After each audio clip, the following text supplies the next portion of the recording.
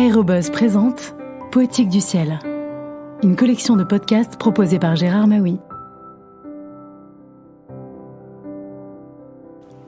Bonjour. Bernard Chabert nous a quittés hier, 15 décembre 2022, et nous sommes tristes. Bernard, nous sommes tellement nombreux à avoir voyagé avec toi en te lisant ou en t'écoutant. Voici un extrait de Manche et Manette que tu avais publié chez Airpress en 1989. Au revoir Bernard.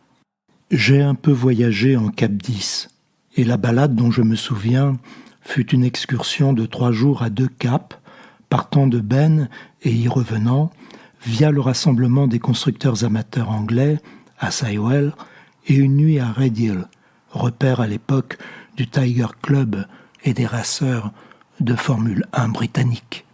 On était 4. Jean-Marie Clinquat, alors ingénieur en chef de Mudry, et madame, Michel Ménestreau, ingénieur devenu pilote de ligne, instructeur de voltige et d'autres choses encore. Et moi. Ce fut sublime. Le premier matin, on décolla de Ben sous un plafond bas. Vers Beauvais, on était en patrouille serrée, suivant les départementales, pas haut, au-dessus des arbres. Lorsque les barbules s'accrochèrent aux hautes branches, on vira et on arriva à Beauvais après un récital de navigation. Le temps de boire 2 cafés au lait, de mâchonner un sandwich, et on redécolla.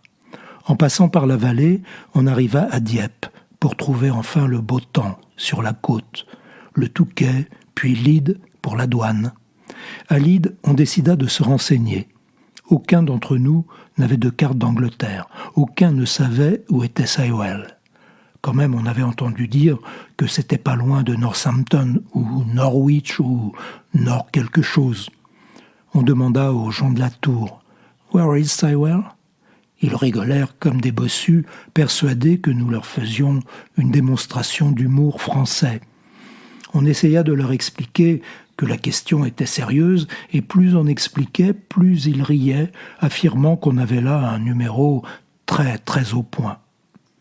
On regarda sur une carte du genre radionavigation et vol à vue, épinglée au mur.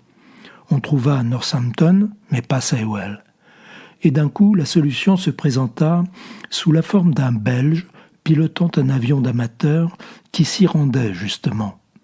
Il nous conseilla de le suivre dans un premier temps, puis ensuite de demander un guidage à l'un des multiples radars militaires dont les fréquences sont accessibles de façon normale aux avions légers. On laissa la tour de Lyde pliée en 2 en lui annonçant, en guise de revoir, qu'on allait trouver tout seul au fil de la Tamise. Puis on décolla, derrière le Belge. Il mit le cap au nord, laissant Londres sur la gauche, et on resta comme ça un bon moment, lui devant et nous derrière, les 2 caps pratiquement installés aux grands angles, car notre Belge n'allait pas vite. Ensuite, on contacta le radar militaire qui répondit et très obligeamment nous donna un nouveau cap, guère différent de celui sur lequel nous étions d'ailleurs.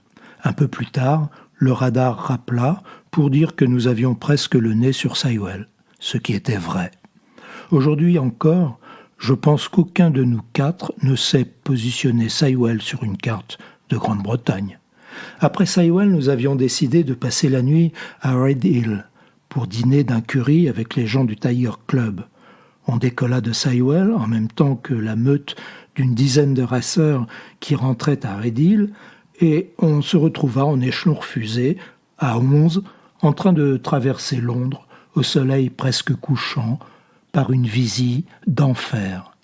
Ce qui devait arriver arriva, on dépassa une patrouille de 4 Tiger Moss au-dessous, qui regagnaient eux aussi un terrain du sud. Les raceurs n'hésitèrent pas, pile-off en cascade comme à Hollywood, et ils tombèrent à 400 à l'heure sur les pauvres tigres mous à la verticale de Hyde Park. C'était la Battle of Britain revisitée. Too much. Bien sûr, on y alla nous aussi de notre plongeon, timide il est vrai, mais comment se refuser ça au-dessus de Londres ?